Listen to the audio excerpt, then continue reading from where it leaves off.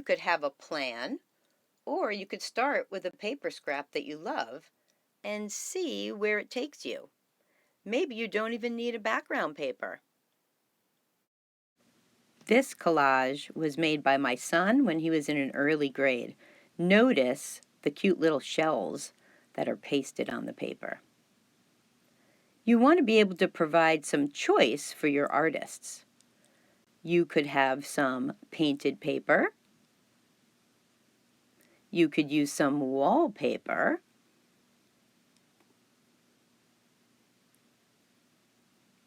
Here are all the choices that are in, or some of the choices that are in my choice classroom. Different magazines and catalogs. This is a clip of how I show the students where everything is, how they get it, and how they put it away.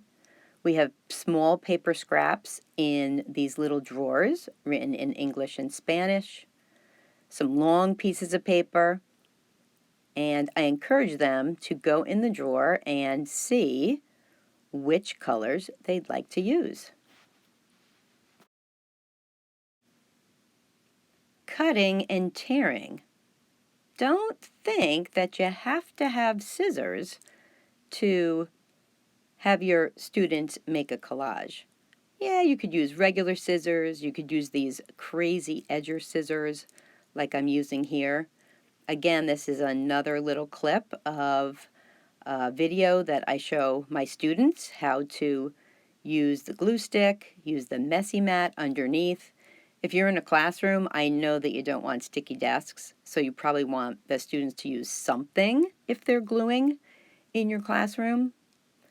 Tearing the paper gives a nice soft edge. It's not exact. That's what's so nice about it.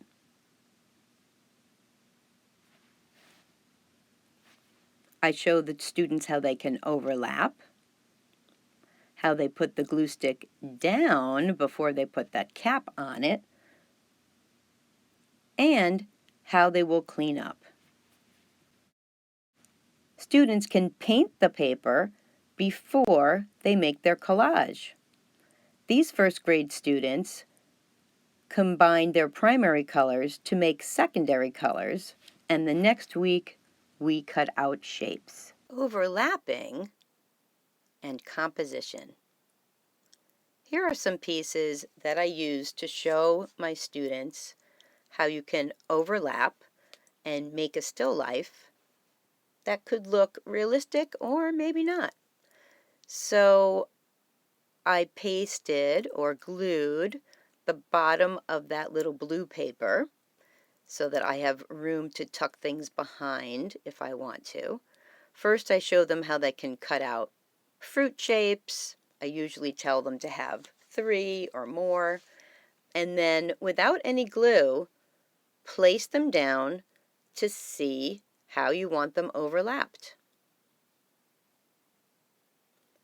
When you overlap something in the front, it should be down lower so that it looks like that object is closer to you. I have them play with it like a puzzle until they get it the way they want it.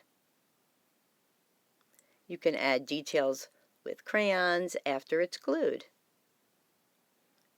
The other items I cut out of a magazine. Now you could put an element of fun in your still life. The students go crazy when I do this. They're like, "What? A cat?" Yes, you know I love cats, so you know I had to put a cat in here somewhere. So I never glue it down in front of the students, so it's not finished and I don't have any copycats. No pun intended. Let's talk about some strange combinations. I know that a lot of my students love to take somebody's face and put a different face on the top. A little strange. This student put a clock on the top for the head of this person. This artist was thrilled to put all these different animal heads on these creatures. Sometimes you can mix up an animal and a person. It's also fun to put objects where they shouldn't be, like this car sitting on this lady's hand. She's not even minding it. Here's a student artwork. This man is sitting on top of a car. Starting to teach students overlapping shapes starts in kindergarten or first grade. For the older kids, we're overlapping, but we're trying to show some depth in the collage. Some overlapping is purely decorative. Mixed media, my real favorite. So you could collage, you could paint, you could use marker to make all the details that you need for your art.